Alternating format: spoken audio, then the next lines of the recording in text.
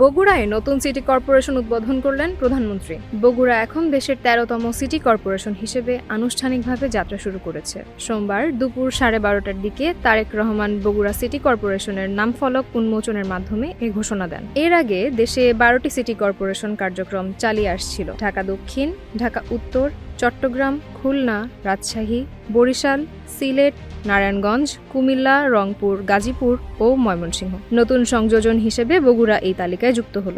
উদ্বোধনী অনুষ্ঠানে উপস্থিত ছিলেন স্থানীয় সরকার মন্ত্রী মীর শাহে আলম, বগুড়া ৬ আসনের সংসদ সদস্য রেজাউল করিম বাদশা, স্থানীয় সরকার সচিব শহীদুল হাসান, প্রধানমন্ত্রীর অতিরিক্ত প্রেস সচিব আতিকুর রহমান রুমন এবং জেলা প্রশাসক তৌফিকুর রহমান সহ অন্যান্য ঊর্ধ্বতন কর্মকর্তারা। নতুন এই সিটি কর্পোরেশন গঠনের মাধ্যমে বগুড়ার নাগরিক সেবা ও নগর ব্যবস্থাপনায় আরও উন্নয়ন হবে বলে আশা করা হচ্ছে।